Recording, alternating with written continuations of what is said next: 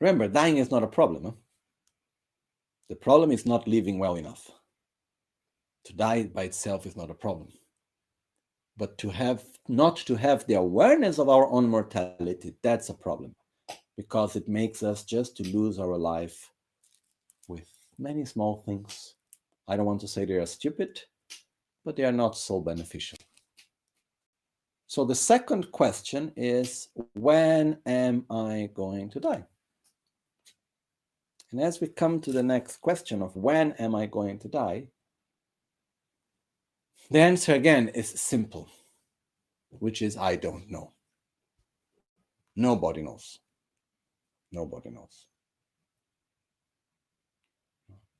So when am I going to die? I don't know. But again, when we say I don't know, where is the answer coming from? The head or the heart or the guts? Mostly the head. And when you say, when are you going to die? And you answer me, I don't know. Does this I don't know include the day of today, or is an I don't know after maybe 10 years? No, maybe after 10 years, then I may die. For the time being, I am okay. That's how we do mostly. I am young. Okay, now I am 39. Not that young as I used to say before. But time passes for everyone, but I'm still young. And I can say I am young. And what would death say to me if the Lord of Death, which the Lord of Death is just a metaphor for death itself, huh? It's not that there is someone there waiting for us to catch us. No, it's just a metaphor. But if the Lord of Death would look at me and I'm saying, oh, me die, no, I'm young, what would he say? He would start laughing so much. And he would look at me and say, why? Young people don't die? Some people die even before they were born. So? And you are not even that young. But even that would not be a reason not to die. I am healthy. Since when healthy people don't die? First of all, healthy people can get unhealthy. Second, there are so many ways to leave this body. It is said in some teachings there are more ways to leave this body than to remain into it. You know? Oh, but I have money. I have resources. I am rich. Then the Lord of Death start crying out of laughing, like, what does that mean? Since when rich people don't need to die? Even though many are trying, very hard. There are some companies funded by the most rich people of the world in which they are making very highly scientific studies of how to live for a long time. And they have been saying that in the next 20 to 30 years, they will say around 2020, 2030, if you have enough money and you have a healthy body, you may be able to live for at least 300 years.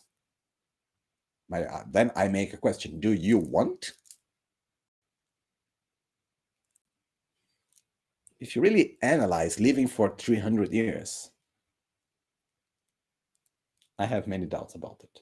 It always comes to my mind, what would be, being a psychologist, having a patient that have been living for 300 years.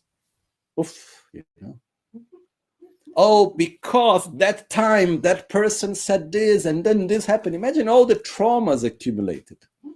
At least when we die, we make a reset, the gross mind goes off and then we can make a reset. It's like going to have a nice, good night of sleep and waking up again.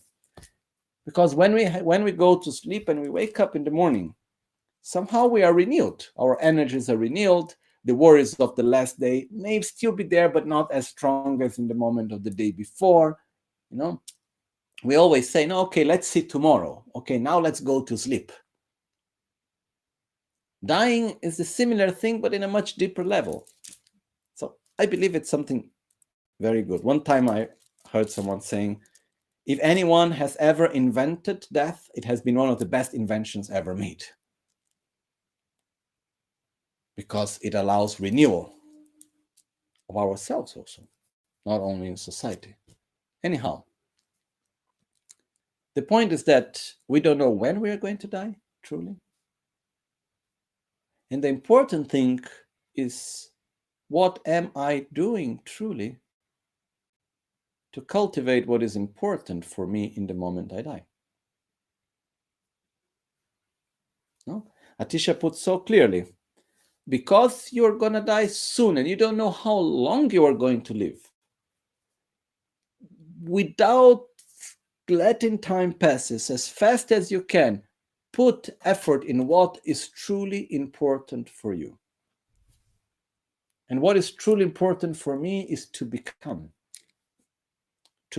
peace, to become satisfaction, to become love, to become harmony, to become wisdom.